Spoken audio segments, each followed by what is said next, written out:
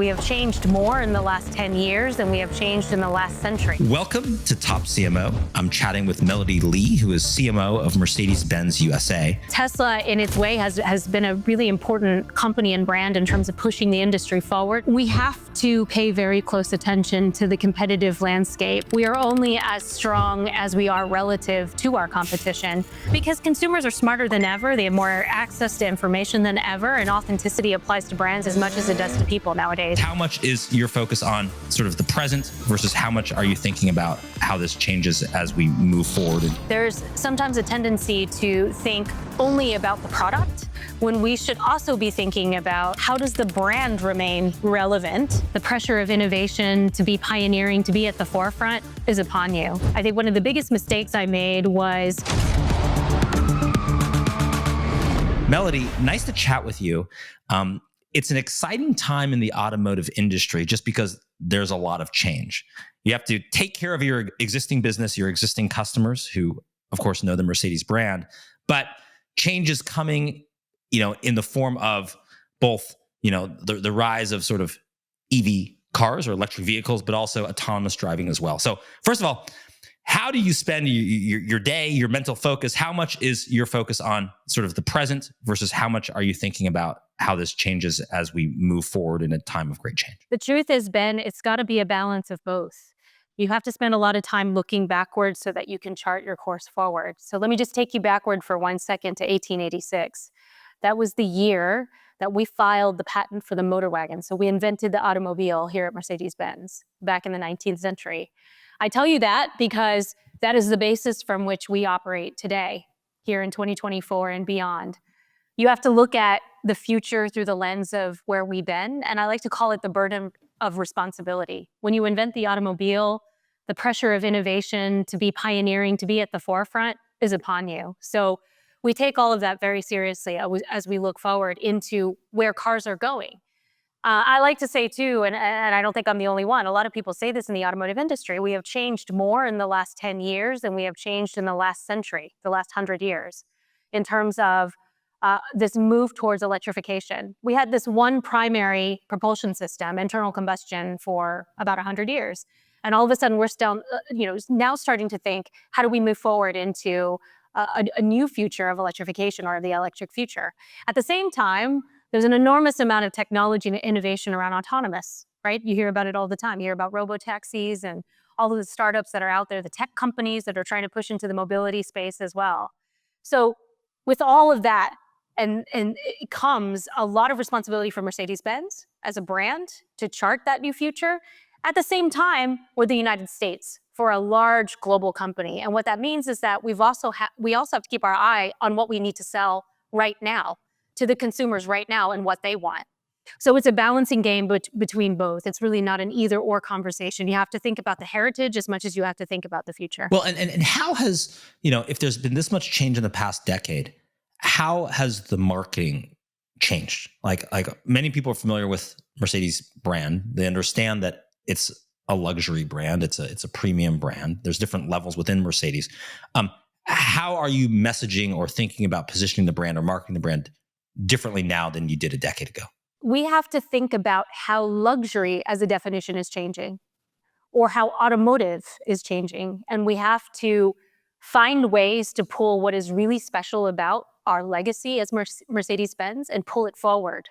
So if we have been synonymous with safety, with comfort, with luxury, with the best possible interior experience and really exciting styling, what does that mean for electric vehicles? And what does that mean all the way into the future when cars start to drive themselves to some extent?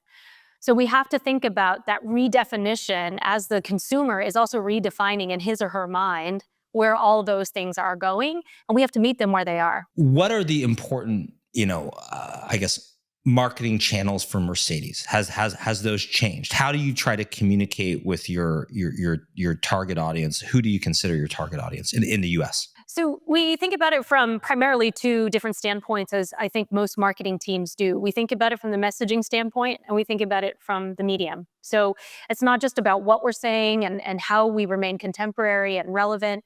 It's also about reaching through the right channels to the right consumer. So I'm happy to say that Mercedes-Benz actually has one of the youngest driver ages in the industry, I believe we may actually be the youngest in the luxury segment when it comes to the average age of the Mercedes-Benz driver. And we need to keep that up. We have to start thinking intergenerationally about how we move from our current customer, which is primarily baby boomers, Gen X, a little bit of what you would call the elder millennial. And I laugh because I'm in that category. But we have to also start thinking about Gen Z. Gen Alpha is also coming up and starting to shape culture as well. So our customer really can't be pigeonholed into a certain demographic or even a psychographic, I would say. It can't be one generation. We have to think about multiple generations and speaking to them in different ways that are relevant to them, and then again, through the right channel. So you wouldn't speak to Gen Z through Facebook, right? But we're still there. We're still there because that's still a medium through which we need to communicate where our customer still is. So again, it's a balancing act in terms of trying to not exclude, but also accommodate as many people who want to join the Mercedes-Benz brand as they want. And how do you view sort of just, I don't know, disruption in the space by whether it's Tesla and Elon Musk, and he can say all kinds of things at any point, whether it's related to cars or not related to cars, and he's just sort of a factor. There's obviously a lot of startups, electric startups, autonomous driving startups coming that don't have, are probably a little bit more nimble than a company like Mercedes, because they don't have all of the history and legacy, which is of course a lot of brand equity and assets in that, but it's also hard to move quickly. How do you think about all of those forces, and how much do you pay attention to what sort of all of these players are doing, not just BMW? We have to pay very close attention to the competitive landscape. We are only as strong as we are relative to our competition. But I think it's also really important to look outside of automotive. We have to also watch the tech companies out there. We have to watch the luxury segment. So be it watches or apparel or other accessories, services, like hospitality chains or whatever it is. We have to be cognizant and very conscious of the best practices that are out there in order to continually reset the bar for Mercedes-Benz. It's not enough to navel gaze just within the auto industry. It has to be one where we are looking around constantly at what is going on in terms of what services and products are being provided to the luxury customer so that we can be there. Well, and so for instance, you would be tracking in a competitive sense, and I don't know, maybe you can talk about how you do this, but like you're tracking Bentley, you're tracking Porsche, but you're also tracking Louis Vuitton and Chanel, because that matters for you for insights from what they're doing and how they're communicating for Mercedes. Is that correct? Absolutely. You take a Chanel and you look at the kind of level of service they have in their boutiques, right? That raises the bar for us in terms of how we serve our customer at the point of sale as well. Tesla, in its way, has been a really important company and brand in terms of pushing the industry forward when it comes to electric vehicle adoption and acceptance of electric vehicles. At the same time, we have this legacy at Mercedes-Benz of engineering excellence and manufacturing excellence that is really difficult for even the best startups out there to replicate. So really, it's incumbent upon us to figure out how we take what we're really good at and then draw from what our competitors in the industry and outside the industry are very good at and marry the two together. So it's a lot of balancing act and work to bring things together. What do you think that people, other marketers in automotive, in US or otherwise, miss that you think is important to pay attention to? What is the industry or competitors generally miss that you think is important? I think it's what I mentioned a little bit earlier, which is a tendency to only focus on this industry and maybe even narrower only on those who are legacy players within this industry, right? We should be paying attention to the Rivians and the Lucids and the Teslas as much as we do our main competitive set that's been around for decades and centuries. We have to think about it all together through the lens of what the customer is interested in, what's appealing to the customer, what they're looking for in their vehicles.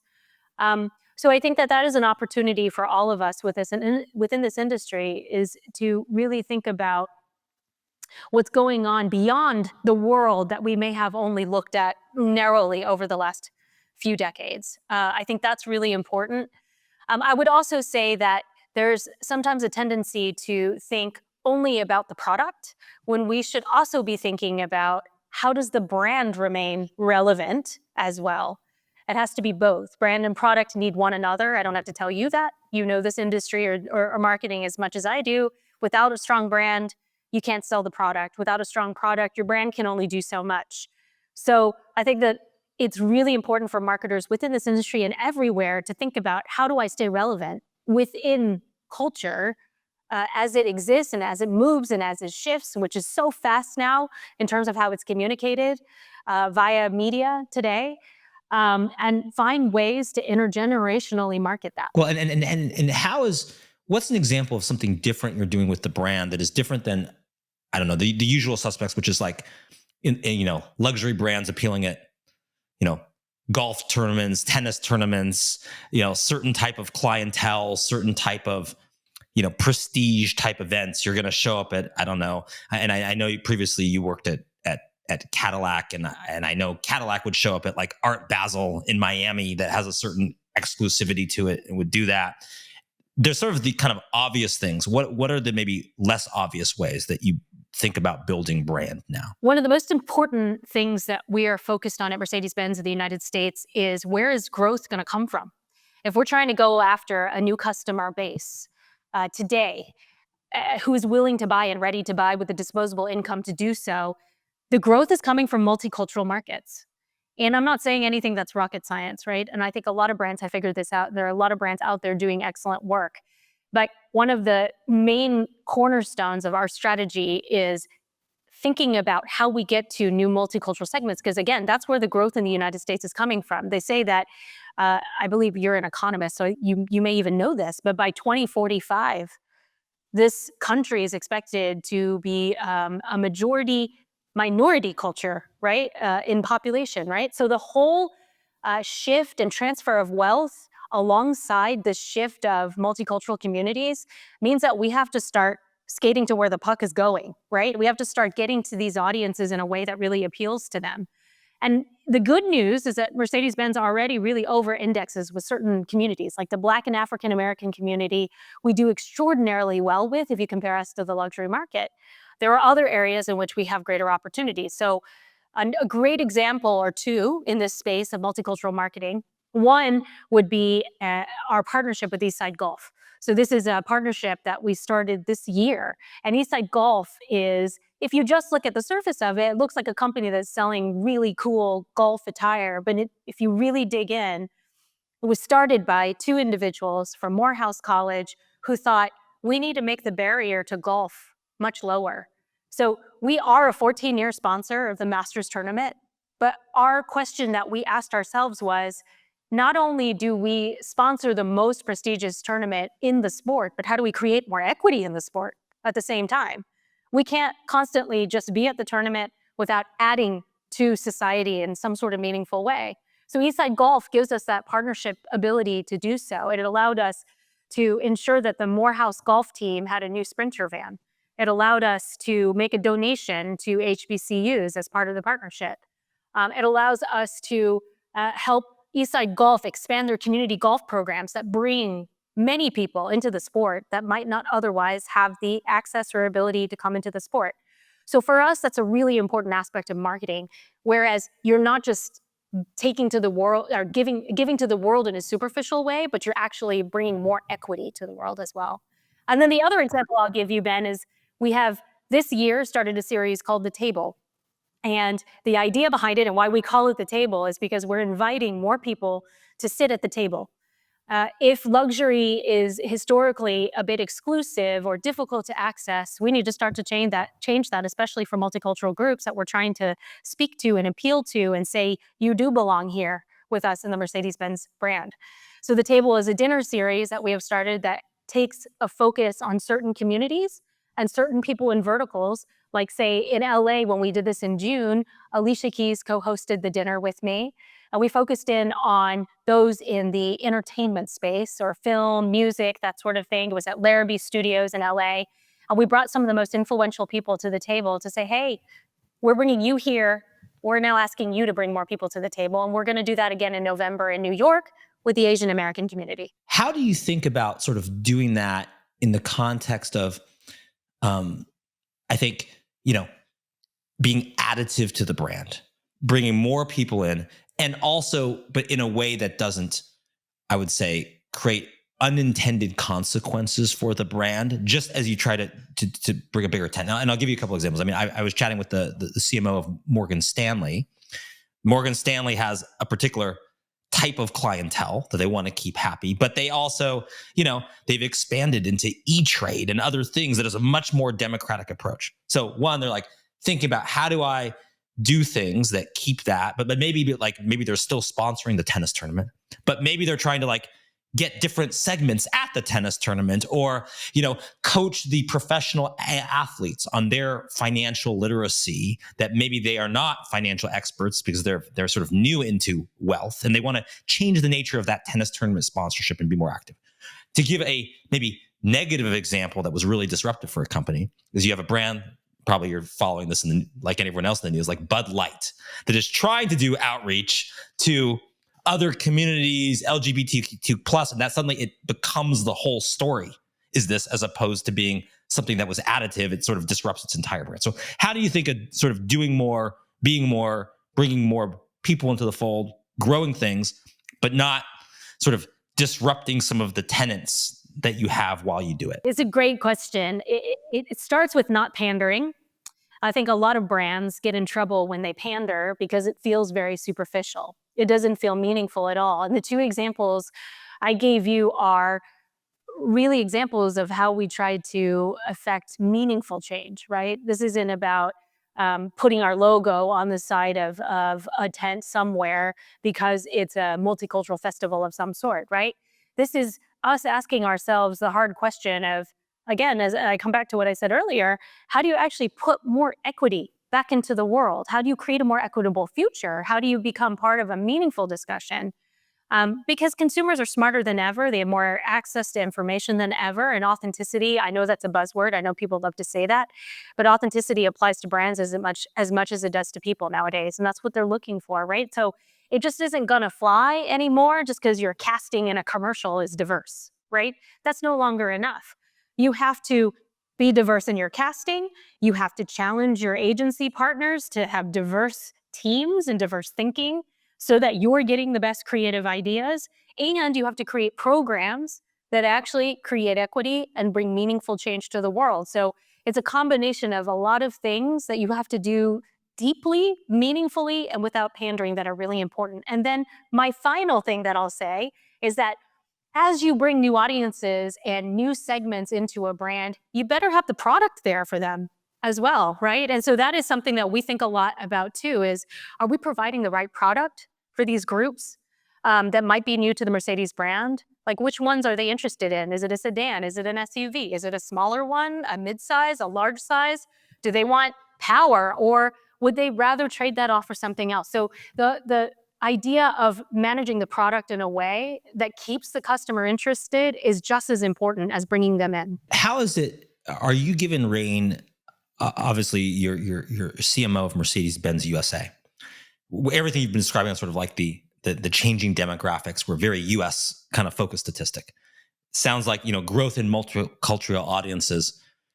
It sounds like a US focused approach, though that could be happening in other countries elsewhere. So how does it work in Mercedes, balancing sort of like country specific focus with what, global is doing, all headquarters in Germany, differences between countries? How much free reign are you given to pursue a strategy, or is that part of a broader strategy? How does that work for a brand like Mercedes and a company like Mercedes? It's a constant dialogue between US marketing and global marketing.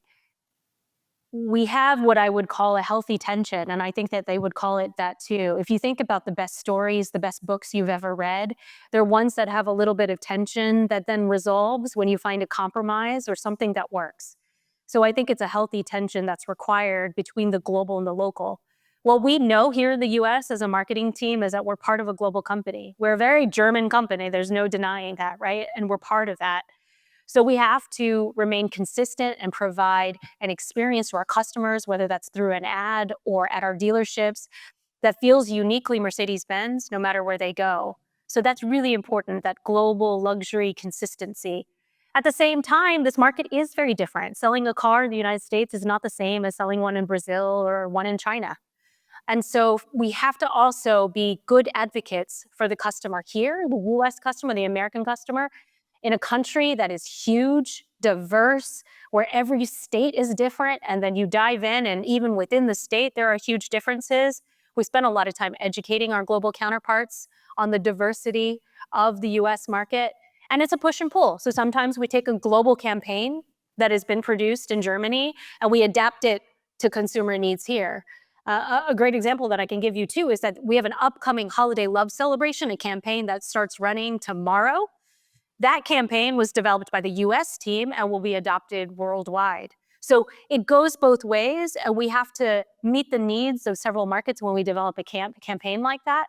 And when our global team develops a campaign or a partnership, they have to take markets' input into consideration as well. So it's a push and pull and a healthy tension. And at the end, I think it has really brought this brand to high places. I'd like to end on some questions for you, just in your journey as a marketing leader, as a leader overall, as an executive in business.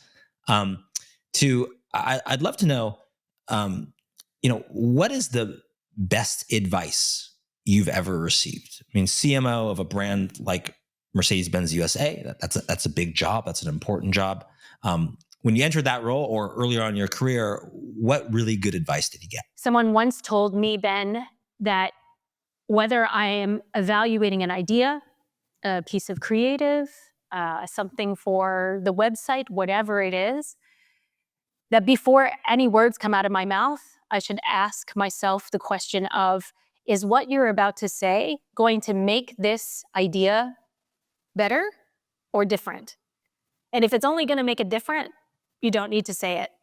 So I often pass this advice along to other marketers because marketing can be such a subjective exercise, right? It can be just kind of a matter of opinion. And there's a little bit of a need to, like, you're supposed to be important. You're supposed to be smart, Melody. Say something just to make it. And you're saying, does it actually add value, or is it just something you're saying because you're expected to say something and you want to put your imprint on it or something like that? Exactly. Does it make it better, or does it just make it different? And if it's just different, don't need to say it. Trust the team. What is the worst advice you've received? As I was entering the automotive industry for the first time, I had some advice from outside the company that it would be an old boys club and male dominated. And as long as I just acted like one of the guys, I'd be fine. It was the worst advice and I didn't follow it. Okay. Well, and just to speak a little bit about your background, I mean, you spent time and I think 6 years at Cadillac is one thing. We can talk about part of this is what did you learn from that time at Cadillac that you bring with you to Mercedes now? What are sort of the similarities and what are the differences? Well, the first lesson that actually came to mind has nothing to do with the cars themselves or the industry. But I think when I came into the job at Cadillac, I was new to marketing. I was new to cars. I was even new to Detroit at the time, having moved there for the position. And I think one of the biggest mistakes I made was thinking I had all the answers instead of asking the questions. And I was set in my place pretty quickly, and I'm very thankful for it. I'm really grateful for it to this day because I approached every job that came after it very differently. Instead of having the answers, I asked the questions first. So that was one of the most important things I learned. The other thing that I think is not easy to understand if you're from outside of automotive is how important the relationship is with our dealers. In the automotive industry in the United States, there's a completely codependent, symbiotic relationship you must have with your dealers because we're in a 3-tier franchise model in this country, which is very different than other places in the world. And as they call us, the factory can't make decisions on their own that don't take into consideration what's happening at the retail level. And just in the same way that retail can't function without us providing them the support, the products, the strategy that works for their customer. So it's a very a symbiotic relationship that's really important to preserve, protect, and to keep up really strong relationships in. So that was the second thing that I really learned, having been in the industry the first time. And what do you pull from some of your other experiences?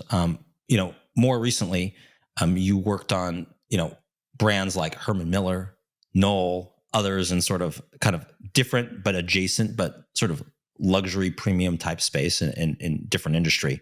What do you take from a Herman Miller that is applicable to Mercedes? Herman Miller was a brand, or is a brand, that has such a strong heritage and a lot of iconic products.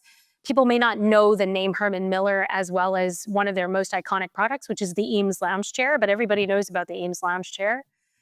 And the reverence with which they treat the brand, the heritage, the designers that came along that made Herman Miller what it is something that I took with me. I think the importance of telling those stories in any kind of luxury brand is so important. I think Mercedes-Benz has always historically been very good at this. This isn't something that I had to come and instill here, but it's something that I hope to continue to carry forward. And finally, what has been, throughout your career, what do you consider your best accomplishment, your best moment, your best day? What would that be? I don't believe that I can pinpoint it to any moment in time. I think that I feel a great sense of success if the people that are around me, whether those are the people on my marketing team or my colleagues or the dealers that I speak to, feel good about being with Mercedes-Benz. So if you could fill that blank in anywhere I've ever been, Herman Miller or Knoll or Shiseido when I worked in beauty, Cadillac, whatever it is. But when people feel a sense of purpose and a sense of passion, and they're happy to show up to work every day, those are my greatest days of joy. It's not really about the best launch or the best product or the campaign that came out. I'm proud of those elements, but I think it's much harder to day in and day out create an environment in which people feel successful and happy. Those are my best days. And what has been your toughest day on the job? What has been your worst day or most challenging day? Well, on that one, I'll get much more specific with you. You heard me talk a little bit earlier about brand and product and how the two really need one another. I once gave an interview to Fortune magazine when I was at Cadillac, in which I made a statement that will haunt me for life. I managed to say that the cars did not matter, that only the brand did. And that's how they ran the headline, and that was in the lead for the article. And I spent 18 months apologizing to automotive engineers and designers and manufacturers. Okay. So it wasn't really the worst day. It was probably like the worst few months of my professional career, but it taught me so much about the importance of messaging and how I communicate. And final question for you is, what advice would you give, Melody Lee early on in your career now? If you could go back now, you're going to go back in time to an early version of yourself. What would you advise? What would you change? What would you recommend focusing on? What would you recommend not worrying about to, kind of early stage Melody Lee? Well, I was raised by immigrant parents who, of course, instilled in me a sense of absolute perfection and overachievement. You're an overachiever, Melody? Is that true? Yeah, absolutely. And I would say you don't need to be such a know-it-all.